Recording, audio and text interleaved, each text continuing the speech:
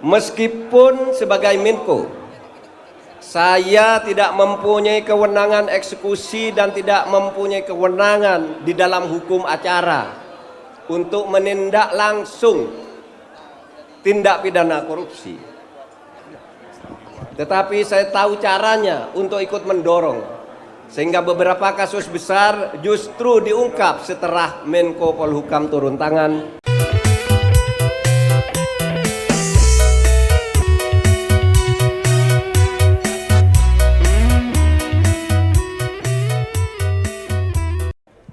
Kami, Ganjar Mahfud, tidak setuju kalau ada yang mengatakan korupsi itu budaya. Bukan budaya, korupsi itu kejahatan. Kejahatan. Nampak sudah keaslian Trah Arya Wiraraja ini. Kalau di saat itu Allah munculkan Arya Wiraraja di tengah busuknya Nuswantoro, kini Allah munculkan Mahfud MD dikala yang seakan-akan kehancuran negeri ini sudah berada di ujung tanduk. Kan ada yang mengatakan, udahlah korupsi itu budaya, dimaklumi saja. Nggak bisa. Korupsi itu kejahatan. Di mana-mana kalau korupsi dianggap budaya, negaranya akan hancur secara pelan-pelan. Allah itu memang selalu memposisikan sesuatu tepat pada waktunya. Tak dapat kita pungkiri kiprah Arya Wiraraja dalam membantu mendirikan kerajaan terbesar, yaitu Wilwatikta atau kita kenal dengan Majapahit. Hal itu tidak terlepas dari strategi serta kematangan Arya Wiraraja dalam hukum politik dan tata negara kala itu. Saudara, meskipun sebagai Menko, saya tidak mempunyai kewenangan eksekusi dan tidak mempunyai kewenangan di dalam hukum acara untuk menindak langsung tindak pidana korupsi. Tetapi saya tahu caranya untuk ikut mendorong, sehingga beberapa kasus besar justru diungkap setelah Menko Polhukam turun tangan. Dan caranya adalah ikut melibatkan masyarakat sipil.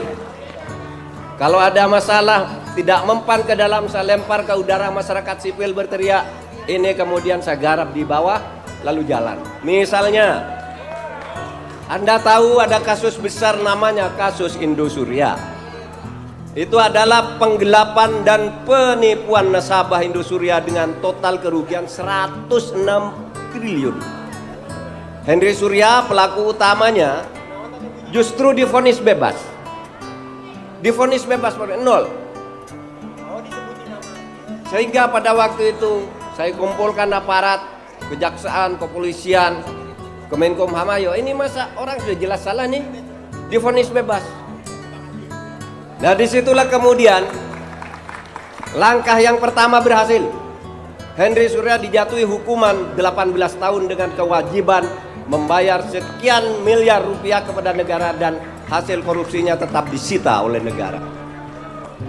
Bila kita berharap Indonesia akan toto tentrem raharjo, gemah ripah loh jinawi, kita panggul Pak Mahfud bersama-sama.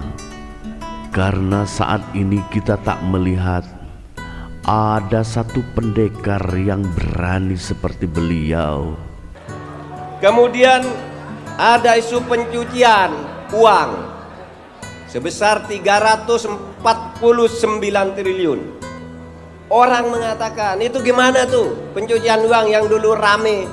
Yang dulu rame kok sekarang diam? Apakah sudah ada deal politik? Apakah sudah dibungkam? Tidak, kasus itu sekarang berjalan. Saudara, justru karena kami bongkar dan saya tantang DPR untuk mengatakan sebaliknya dari yang saya temukan, pada akhirnya dinyatakan bahwa kasus pencucian uang itu benar adanya dan karena itu melibatkan 300 surat, maka penyelesaiannya menjadi terpisah-pisah sehingga tidak meledak lagi sebagai 349. Ada yang 26 triliun di Soekarno-Hatta, ada yang di KPK, ada yang di Makassar, ada yang di Jogja, semua ditangani. Yang paling jelas misalnya kasus Rafael Alun, kasus Angin Prayitno, itu semua sudah dipenjarakan. Bukan tidak jalan, laporan itu jalan dan semua akan terus berjalan. Saya berterima kasih kepada Menteri Keuangan bahwa sekarang dia atau beliau menyetujui langkah-langkah yang akan ditempuh oleh Menko Polhukam untuk terus menguntas kasus ini sampai tuntas. Dari 111 triliun itu sudah kami kantongi kembali ke negara sebesar 34 triliun. Saudara, baru 3 kasus saja sudah melibatkan jumlah uang yang sangat besar. Coba saudara bayangkan, kalau uang sebesar itu tidak dikorupsi, maka cukup untuk memenuhi kebutuhan pokok dan meningkatkan kesejahteraan rakyat tanpa harus subsidi makan gratis. Semoga prediksi menuju Indonesia emas di tahun 45 itu akan datang di negeri ini. Kita semua mendambakan masa keemasan itu. Karena kalau kita hitung secara akal manusia, Pak Mahfud 2 periode menjadi wapres, 2 periode menjadi capres. Tepatlah di tahun 45 kembali menjadi tahun keemasan negeri ini. Salam satu negeri, taman surgawi. Apa yang ditawarkan oleh Ganjar Mahfud untuk mengatasi masalah korupsi tersebut? Kami sudah merancang program konkret untuk mengatasi secara komprehensif, yaitu memperkuat kembali Komisi Pemberantasan Korupsi. Korupsi politik menjadi sumber bagi praktek-praktek korupsi lain. Sampai akhir tahun 2022 tercatat total 22 gubernur dan wakil gubernur, 154 bupati dan wali kota serta wakilnya ditangkap oleh KPK. Ganjar Mahfud,